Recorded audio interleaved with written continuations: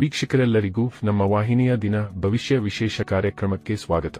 ಇವತ್ತಿನ ಈ ವಿಡಿಯೋದಲ್ಲಿ ನಾವು ವರ್ಷ 2025ರ ಮಾರ್ಚ್ ತಿಂಗಳಿನ 20 ಮತ್ತು 21ನೇ ತಾರೀಕಿನ ದಿನಗಳ ಮೀನ ರಾಶಿಯ ದೈನಿಕ ಫಲಗಳನ್ನು ತಿಳಿದುಕೊಳ್ಳಲಿದ್ದು, ಇಲ್ಲಿ ಈ 2 ದಿನಗಳು ಮೀನ ರಾಶಿಯ ಜಾತಕದವರ ಪಾಲಿಗೆ ಹೇಗೆ ಸಾಬೀತಾಗಲಿವೆ ಅನ್ನೋದೆಲ್ಲವನ್ನ ವಿಸ್ತಾರ ರೂಪದಲ್ಲಿ ಅರಿತುಕೊಳ್ಳೋಣ.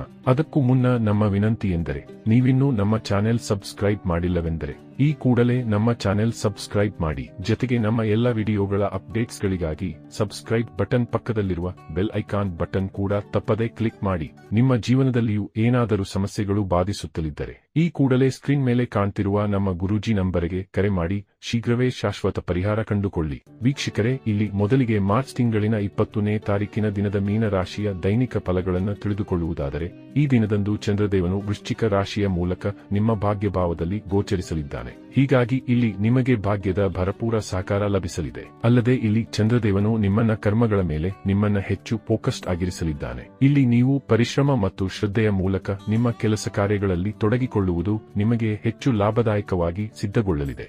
ಜೊತೆಗೆ ಈ ದಿನದಂದು ನಿಮ್ಮ ಬಹುತೇಕ ಪೆಂಡಿಂಗ್ ಕಾರ್ಯಗಳನ್ನು ಪೂರ್ಣಗೊಳಿಸಲು ನಿಮಗೆ ಸಾಧ್ಯವಾಗಲಿದೆ. ಹಾಗೆ ಇಲ್ಲಿ ನೀವು ನಿಮ್ಮ ವ್ಯಾಪಾರ ಕ್ಷೇತ್ರದಲ್ಲಿ ನಿಮ್ಮ ಪರಿಶ್ರಮದಿಂದಾಗಿ ಸಫಲತೆಯನ್ನು ಹೊಂದಲಿದ್ದೀರಿ. ಇಲ್ಲಿ ಹೊಸ ವ್ಯಾಪಾರದ ಪ್ರಾರಂಭವನ್ನು ಸಹ ನೀವು ಮಾಡಬಹುದಾಗಿದೆ. ನೌಕರಸ್ಥ ಜಾತಕದವರ ಪಾಲಿಗೂ ಸಮಯ ವಿಶೇಷವಾಗಿರಲಿದ್ದು, ಖಂಡಿತ ಇಲ್ಲಿ ನೌಕರಿಯ ಕ್ಷೇತ್ರದಲ್ಲಿಯೂ ಸಫಲತೆಯ ಪ್ರಾಪ್ತಿ ಉಂಟಾಗಬಹುದಾಗಿದೆ. ಇನ್ನು ಇದರ ಜೊತೆಗೆ ಈ ದಿನದಂದು ನಿಮ್ಮ ಭೌತಿಕ ಸುಖದಲ್ಲಿಯೂ ವೃದ್ಧಿ ಕಂಡು ಬರಲಿದೆ. ಇಲ್ಲಿ ನಿಮ್ಮ ಮನೆಗೆ ಬೆಲೆ ಬಾಳುವ ವಸ್ತುಗಳ ಆಗಮನವಾಗಲಿದೆ. ವಿಶೇಷವಾಗಿ ಇಲ್ಲಿ ನಿಮಗೆ ನಿಮ್ಮ ಮಾತಾ ಪಿತೃವಿನ ಸುಖದ ಜೊತೆಗೆ ಅವರ ಸಹಕಾರವೂ ಕೂಡ ಲಭಿಸಲಿದೆ. ಅಲ್ಲದೆ ಇಲ್ಲಿ ನಿಮಗೆ ನಿಮ್ಮ ಸಂಗಾತಿಯ ಮನೆಯ ಪಡೆಯವರ ಸಹಕಾರದ ಪ್ರಾಪ್ತಿಯೂ ಕೂಡ ಲಭಿಸಲಿದೆ. ಇನ್ನು ಲವ್ ರಿಲೇಶನ್ಶಿಪ್ ಮತ್ತು ಮ್ಯಾರಿಡ್ ಲೈಫ್ ಕೂಡ ಶುಭ ಫಲಗಳಿಂದ ಕೂಡಿರಲಿದ್ದು, ಖಂಡಿತ ನಿಮ್ಮ ಸಂಬಂಧಗಳಲ್ಲಿ ಮಧುರತೆಯ ಪ್ರಾಪ್ತಿ ಉಂಟಾಗಲಿದೆ. ಇಲ್ಲಿ ನಿಮಗೆ ನಿಮ್ಮ ಸಂಗಾತಿಯ ಭರಪೂರ ಸಹಕಾರ ಲಭಿಸಲಿದ್ದು, ಹೀಗಾಗಿ ಇಲ್ಲಿ ನೀವು ಮಾನಸಿಕ ರೂಪದಲ್ಲಿ ಹೆಚ್ಚು ಸದೃಢತೆಯನ್ನ ಅನುಭವಿಸಲಿದ್ದೀರಿ. ಇಲ್ಲಿ ಮನೆ ಪರಿವಾರದಲ್ಲಿಯೂ ಹರ್ಷದಾಯಕ ವಾತಾವರಣ ನೆಲೆಗೊಳ್ಳಲಿದ್ದು, ಪರಿವಾರ ಸದಸ್ಯರ ಮಧ್ಯದಲ್ಲಿ ಏಕತೆ ಇರಲಿದೆ.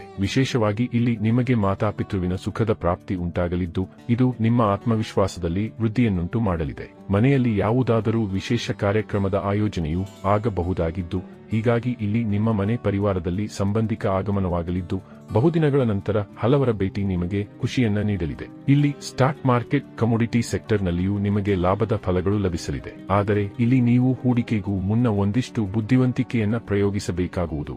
ಇನ್ನು ವಿದ್ಯಾರ್ಥಿ ಜಾತಕದವರ ಪಾಲಿಗೂ ಈ ಸಮಯ ವಿಶೇಷವಾಗಿರಲಿದ್ದು, ಇಲ್ಲಿ ವಿದ್ಯಾರ್ಥಿಗಳಿಗೆ ಖಂಡಿತ ಏಕಾಗ್ರತೆಯ ಪ್ರಾಪ್ತಿ ಉಂಟಾಗಲಿದೆ.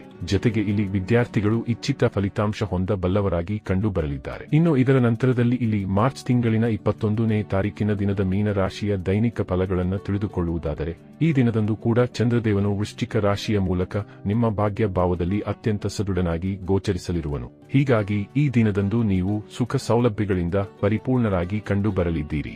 ಇಲ್ಲಿ ದುಬಾರಿ ವಸ್ತುಗಳು ನಿಮ್ಮ ಮನೆಗೆ ಆಗಮಿಸಲಿವೆ. ಜೊತೆಗೆ ಇಲ್ಲಿ ನಿಮಗೆ ಮಾತಾಪಿತೃವಿನ ಸುಖದ ಪ್ರಾಪ್ತಿಯಾಗಲಿದೆ. ಇಲ್ಲಿ ವಿಶೇಷವಾಗಿ ನಿಮಗೆ ನಿಮ್ಮ ಜೀವನ ಸಂಗಾತಿಯ ಸುಖದ ಪ್ರಾಪ್ತಿಯೂ ಕೂಡ ಉಂಟಾಗಲಿದೆ. ಈ ದಿನದಂದು ನೀವು ನಿಮ್ಮ ಜವಾಬ್ದಾರಿಗಳನ್ನ ಉತ್ತಮ ರೀತಿಯಲ್ಲಿ ನಿಭಾಯಿಸಬಲ್ಲವರಾಗಿ ಕಂಡು ಬರಲಿದ್ದೀರಿ. ಜೊತೆಗೆ ಇಲ್ಲಿ ನೀವು ನಿಮ್ಮೆಲ್ಲ ಪೆಂಡಿಂಗ್ ಕಾರ್ಯಗಳನ್ನು ಸಹ ಪೂರ್ಣಗೊಳಿಸಬಲ್ಲವರಾಗಿ ಕಂಡು ಬರಲಿದ್ದೀರಿ.